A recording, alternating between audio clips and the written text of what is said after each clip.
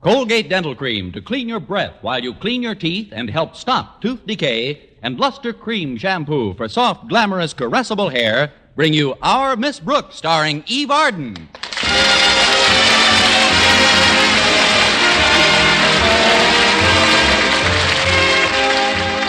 Well, the nation's schools threw open their doors last Monday, and in spite of a difficult first week, our Miss Brooks, who teaches English at Madison High School, was determined not to let the rigors of the impending semester dim her enthusiasm for her chosen career. Well, she was talking about it early Friday morning in the room she rents from Mrs. Davis. Sure, it's difficult being a teacher, but lots of other occupations are difficult, too. Besides, maybe Mr. Conklin, our principal, will recommend that I be made head of the English department. That carries a bigger salary with it, and who knows, from there I might become an assistant principal. Maybe even a principal. Then there's always Mr. Boynton. He's been pretty shy for a biology teacher, but I'm sure he'll warm up a little this term. I'll bet he'll just insist on spending more and more time with me on weekends as well as school days. Why, this year he might even propose. Okay. Darned alarm clock. I wish you'd waited for another minute. I was about to discover oil in my inkwell.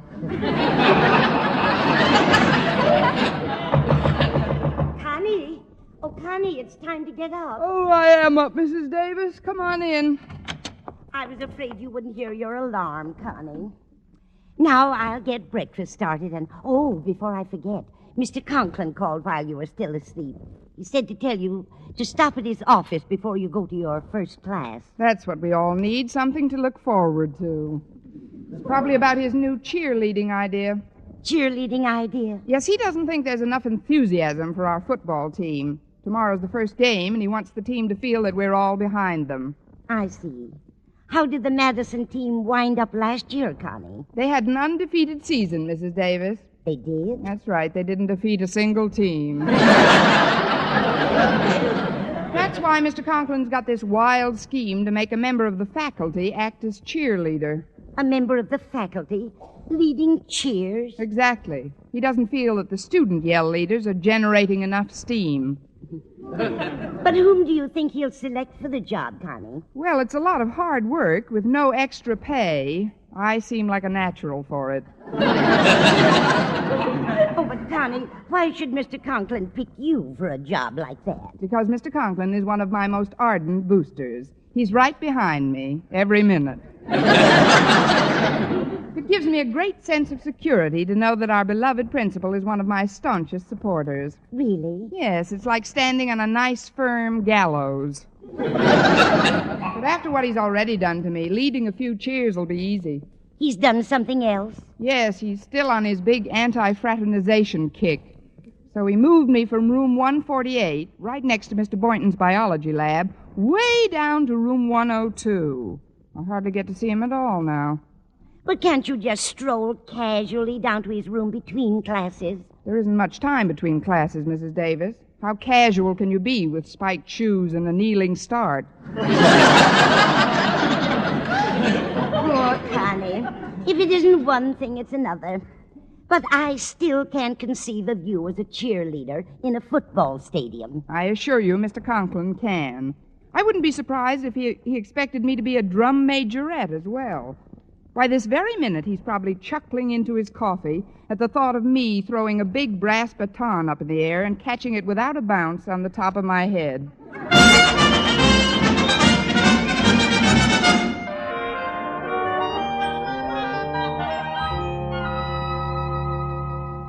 Oh, this coffee is very good, Harriet. Yeah, I can just see her now, catching that big stick right on top of her head. Pardon me, Daddy, but I don't quite follow you. Oh, it's Miss Brooks, Harriet. I'm thinking of making her faculty cheerleader for the football season. Why, that's a wonderful idea, Daddy.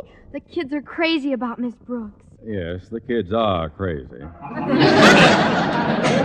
But, Harriet, do you think she'll accept her new assignment as yell leader cheerfully? Well, I don't know why not.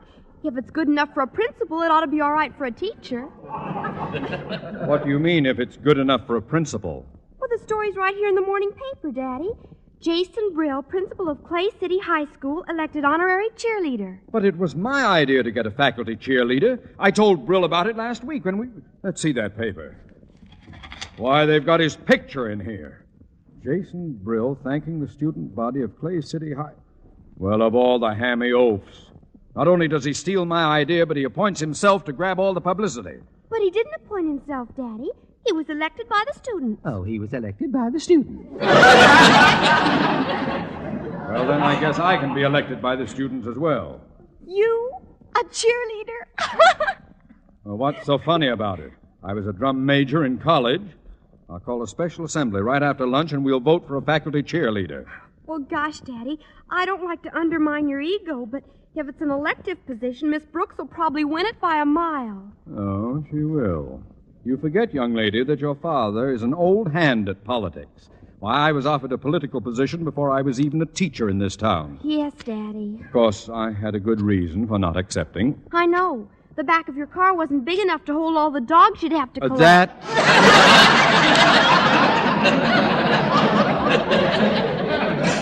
That's not the position. I wish your mother would stop blabbing that story around. Now, clear off the dishes and let's get to school. Okay, Daddy.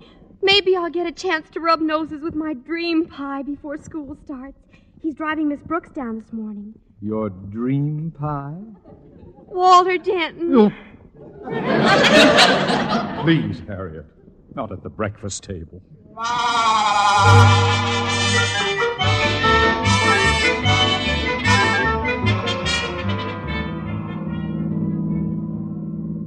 And so, Miss Brooks, although I've often kidded about the subject, his actions this week forced me reluctantly to one conclusion. What's that, Walter? Mr. Conklin finds me acutely distasteful. That's why he put me, my best pal Stretch Snodgrass, and my best girl Harriet Conklin all in different classes. I just don't see how a man can be so cruel to his own flesh and blood. Harriet? Certainly. Why do you realize what he's denying, that poor girl? Me! She'll just have to be brave, I guess. And look what he did to you. Moved you all the way down to room 102. Now, that's about as far away as you can get from Mr. Boynton's lab. Why, it must be 200 yards. 204 and 9 inches. But maybe absence will make the heart grow fonder. He did ask me out last Wednesday night. Mr. Boynton asked you for a date in the middle of the week? He certainly did. Invited me to a drive-in movie in his neighborhood. Well, that sounds cozy. It could have been cozier. He felt it would keep him up too late if he drove me home, so he suggested that I bring my car along, too. Well, gee, once you got into the place, you snuggled up real close, didn't you? It's a little difficult, Walter, to snuggle up to somebody with a new Hudson in between. Well, but let's get back to your problem, Walter. I'm sorry to hear you're not happy in your present classes. I'm miserable, Miss Brooks. You see, it isn't just being separated from Harriet that hurts. It's Stretch Snodgrass, too. You know how close Stretch and I are. After all, you taught the both of us English last term. You were both in my class last term, if that's what you mean. Your friend Stretch is the only pupil I've ever met who garnered out of a possible 100% a final mark of 9. Even your sparkling 27 looked good by comparison. Well, he may not be overburdened with brains, but he's got a great sense of loyalty, Miss Brooks. Gosh, if we're kept apart all term, it'll break Stretch's heart. And mine, too. Maybe you can get us transferred back to your class. Please, Miss Brooks, please. You gotta help us. Tell me you'll help us. Now, take it easy, Walter. You can rest assured I'll do everything in my power to arrange a transfer for you. Gee, thanks, Miss Brooks. After all, I want you, as well as Stretch, to look back upon your career at Madison High School as the happiest 12 years of your life.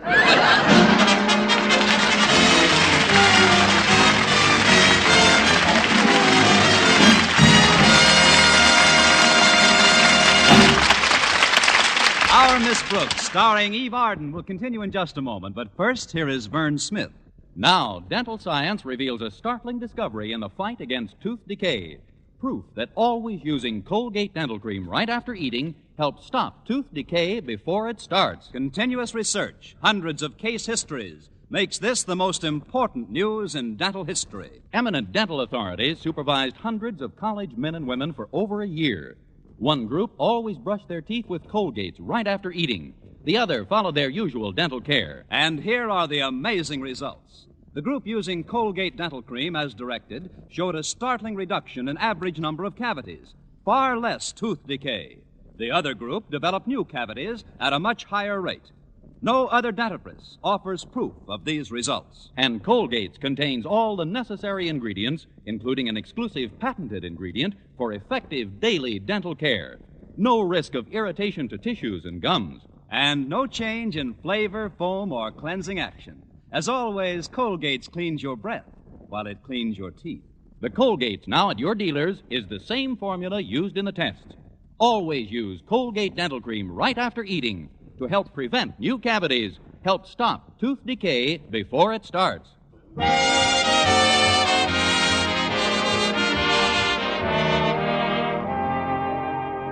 Well, I arrived in school before Mr. Conklin did, and having a little time to kill, I sauntered toward Mr. Boynton's biology laboratory.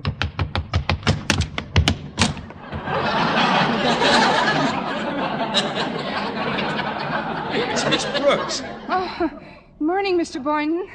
Just happened to be in the neighborhood, so I thought I'd drop in.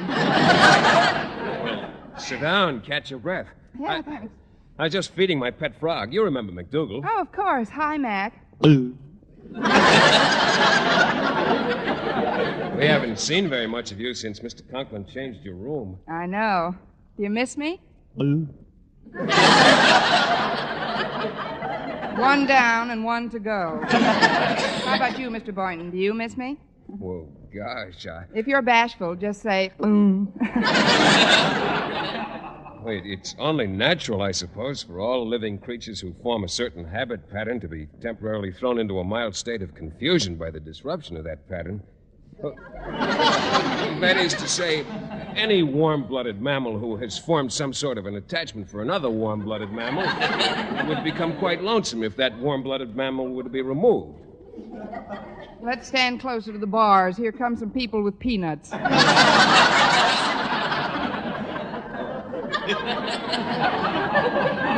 What I'm trying to say, I suppose, is that both Mac and myself have missed your little between-class visits. And by the same token, I suppose it's logical to assume you've missed seeing us. You can say that again. Thanks, Mac. I'll put him back in his cage now. Here you go, boy. You've had plenty of exercise for one morning. There we are. See you later, Mac. Well, Miss Brooks, what do you think the coming term's going to be like? If Mr. Conklin keeps on like he started, it should be a dilly. Did you know that he took Stretch Snodgrass, Walter Denton, and his daughter Harriet out of my room and put them each in a different English class? Oh, yes, I know. Harriet's in Miss Enright's class now. She's got your old room right next door. Too bad about the kids. But... Miss Enright has the room next door? Yes, she drops in quite often to say hello to Mac. To Mac, huh? Yes. Always said she's been interested in frog life. Frog life, huh? She and Mac are crazy about each other. Believe me, they're mated. Miss Enright's quite fond of you, Miss Brooks. In fact, just the other day she was telling me how sorry she was that you had to work here in summer school while she was getting brown as a berry on a vacation. She paid you quite a nice compliment, too. That I'd like to hear. All right. She said that you were the only person she knew who could look so alive without any vestige of color in her face. Oh, that kid has got to go. I had no idea when I was given room 102 that she was going to... Come in, Mr. Boynton. Oh, it's Miss Enright, of course. You know Miss Brooks. Oh, certainly. Hello, dear Miss Brooks. Hi. You seem to have a little more color than usual. What happened? Cut yourself? Just a minute, Miss And Enright. your hair looks simply lovely this morning. Did you make it yourself? Everything but the bun in the back. I had that done in the hamburger stand on the corner. I'd ask you to sit down, Miss Enright, but there aren't any chairs between these lab tables. Oh, Miss Enright doesn't need a chair. Come sit over here by me, dear. I'll light up this Bunsen burner for you. Of course, if you were just leaving anyhow, Oh, I don't no, want to... not just yet, Miss Brooks.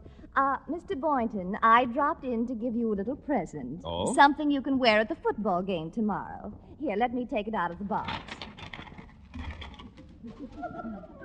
There. Oh, gosh, an orange-colored turtleneck sweater. Isn't it divine? Looks like a hot water bottle with sleeves.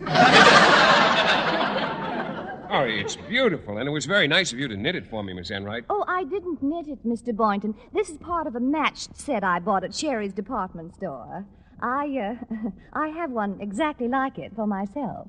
Oh, if you bought it, Miss Enright, I'm afraid I won't be able to accept it. It's against my principles to take anything I don't pay for. Oh, please, Mr. Boynton. Just consider it a premature Christmas present. Well, in that case, thank you, Miss Enright. I'd better hang it up in the cloakroom so it doesn't get creased. Will you excuse me, Miss Brooks? Certainly. I'll stay here and chat with Santa. I'll just be a moment.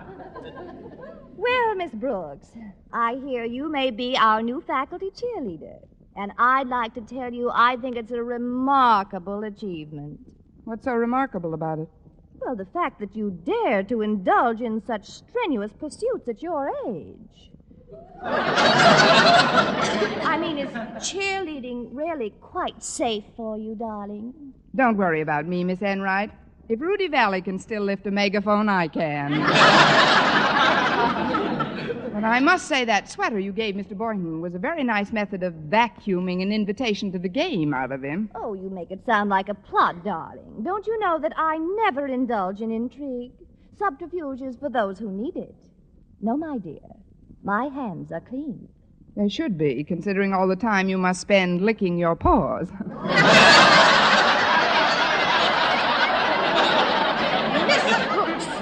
Are you hinting that Oh, I'm not hinting anything, Miss Enright. I just understand why you didn't knit that sweater yourself.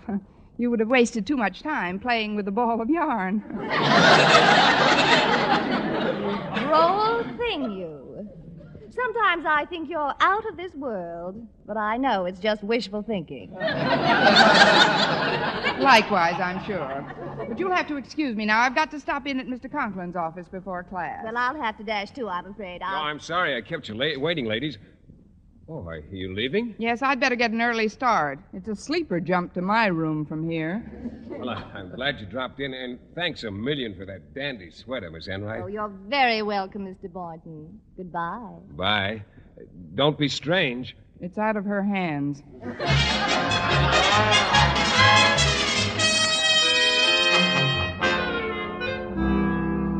So you see, Mr. Conklin, Harriet, Walter, and Stretch would like to be transferred to the same English class. But why, Miss Brooks? Because they've all been together for several terms now, and the kids miss each other. You see, they're friends, and friendship is a very important thing to young people. Why? Because it is. They derive a certain... Look, Mr. Conklin, have you ever had a friend? A good question, Miss Brooks. And much as it may surprise you, the answer is in the affirmative. When I was a rather small boy, I was quite friendly with my mother. Now then, I'd like to change the subject. But, Mr. Conklin, Miss it's Brooks, a very... I see no reason whatsoever for transferring my daughter Harriet into the same class with a dunce like Walter Denton. But what about Stretch Snodgrass? That's different. Now you're talking about the mind of the century. I mean, supposing you put Walter and Stretch together. What, and create a half-wit? Now, before you return to your class, Miss Brooks, there's another matter I'd like to broach to you. Did you read the paper this morning? No, sir, I didn't. I see. Then do you mind receiving some of the news in capsule form? Why should I mind? That's how I get my salary. I mean... What news, Mr. Conklin? Well, it seems that Jason Brill got himself elected faculty cheerleader at the Clay City High. But I thought that was... Yes, Miss Brooks, it was my idea, but he latched onto it. Pilfered it from me last week. Now, you know how I feel about Jason Brill, don't you? I think so, Mr. Conklin. To you, he's a sort of an old Walter Denton. Worse, if possible. However, he's not going to get away with this, Miss Brooks. We're going to hold an election here at Madison this afternoon, and I'm going to win it.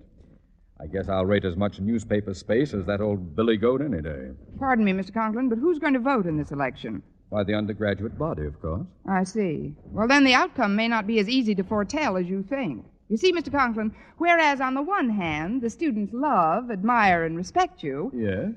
Now, what did I do with that other hand? I am well aware of the mercurial nature of the student body's likes and dislikes, Miss Brooks. However, if I were nominated by someone in whom they have always had faith, someone who could swing all her votes my way, I'd be assured of victory. Someone like who? It's whom, Miss Brooks. You don't have to tell me whom. It's meme. But, Mr. Conklin, if I'm nominated in good faith, would it be ethical to nominate you? This is politics, Miss Brooks. There's always room for compromise. If you agree to nominate me, for example, I might see things your way on one of your pet projects. Specifically, those transfers you were concerned about a minute ago. You mean you'd transfer the kids back to my class? Now we're interested, aren't we? Of course, if I did add those pupils to your class, I'd have to move you to a larger room, say back to 148, next to the biology lab.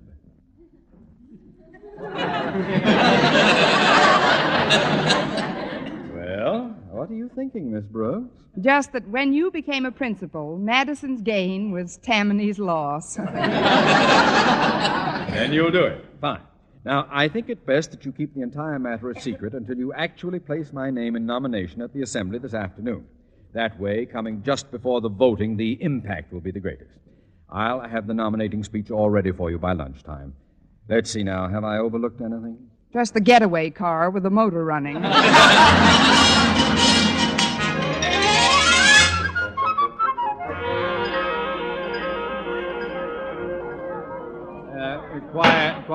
Quiet, please. Quiet. And now we shall have a few words from your latest nominee, a woman whose opinions we all value so highly, our Miss Brooks. Now remember, my dear, read the speech I gave you in a nice, clear voice and make the finish as impressive as possible. I will, Mr. Conklin. I may hang myself. Students of Madison High, it is indeed a rare occurrence when one candidate nominates another. It is only when a man has such stature that he towers above all competition that one is forced to do so. Moved to do so. Moved to do so. Here at Madison, we have such a candidate, a man whose unquestioned spirit is only equaled by his qualities of leadership. He has enthusiasm, get up and go, and I wish I could.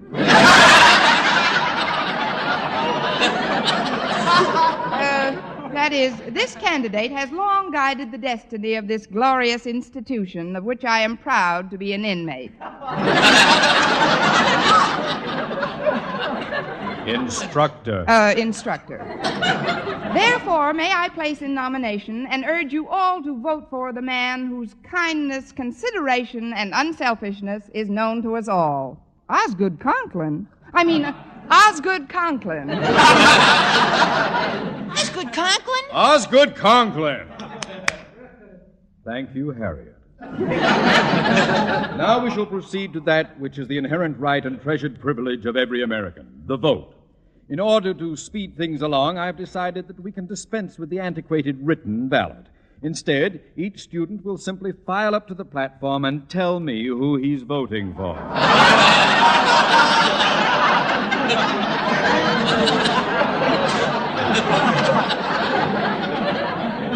The first row, please. I object! Down, Denton. I'm afraid I second the objection, sir. The sanctity of the secret ballot is something Please, that we Mr. Boynton. Mr. Conklin has a motive in wanting to expedite matters. He's merely trying to railroad himself through. Get the voting accomplished quickly. Seems to be something wrong, Miss Brooks. Remember, I won't keep my promise unless you keep yours. Well, I'm trying to, Mr. Conklin. Students, listen to me, please. I move that we elect Mr. Conklin faculty cheerleader by acclamation. Now, what do you say, kids? Is it Osgood Conklin by acclamation? Motion carried. Congratulations, Mr. Conklin. Thank you, Miss Brooks. Students, you may rest assured that this overwhelming vote of confidence is not misplaced. It may interest you to know that your new faculty cheerleader once threw a brass baton 50 feet into the air and caught it with one hand. Unfortunately, we have no such baton on the premises, or I'd be glad... Here's one right over here by the bandstand, Mr. Conklin. Quiet, Denton. Hand that up here, Walter. Here you are, Mr. Conklin. A real drum major's baton. Yes. Go ahead, Daddy. Throw it up in the air the way you used to. Looks like you're on, Mr. Conklin. Oh, well, let's see here. We twirl her around like this. Oh, I remember now. Then up she goes. Well, that's a pretty good toss, if I say so myself. But I've lost sight of it. Where did the confounded thing disappear? Daddy, speak to me. All together now, gang. A skyrocket, 2 locomotives, and a Band-Aid for Mr. Conklin.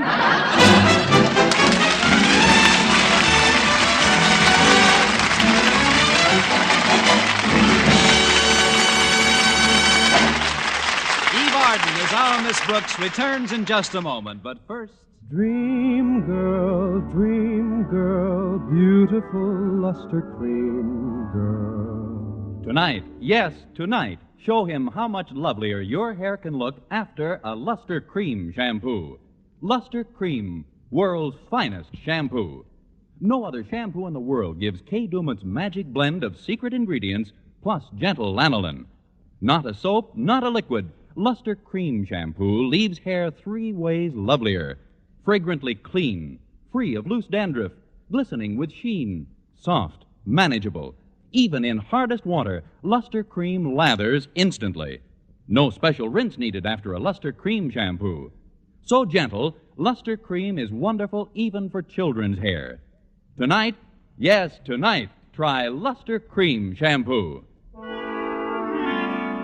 Dream girl, beautiful luster cream girl. You owe your crowning glory to a luster cream shampoo.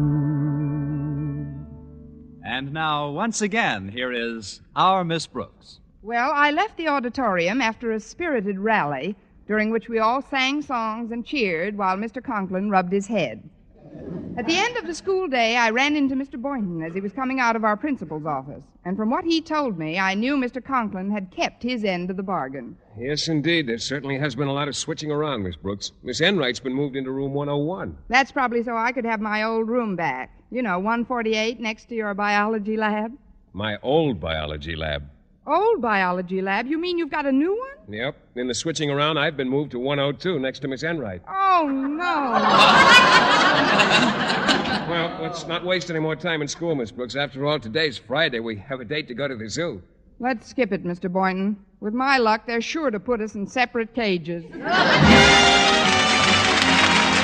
Next week, tune into another Our Miss Brooks show brought to you by Luster Cream Shampoo for soft, glamorous, caressable hair and Colgate Dental Cream to clean your breath while you clean your teeth and help stop tooth decay. Our Miss Brooks, starring Eve Arden, is produced by Larry Burns, directed by Al Lewis, with music by Wilbur Hatch.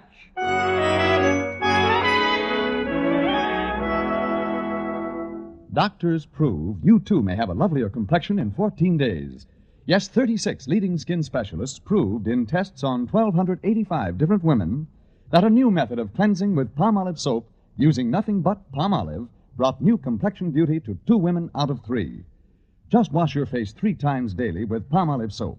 Each time for 60 seconds, massaging Palmolive's beauty lather onto your skin. Then rinse. So start your Palmolive facials today. See what Palmolive soap can do for your complexion in just 14 days. For mystery liberally sprinkled with laughs, listen to Mr. and Mrs. Smart, Tuesday evening over most of these same stations. And be with us again next week at the same time for another comedy episode of Our Miss Brooks. Bob Lamont speaking. This is CBS, the Columbia Broadcasting System.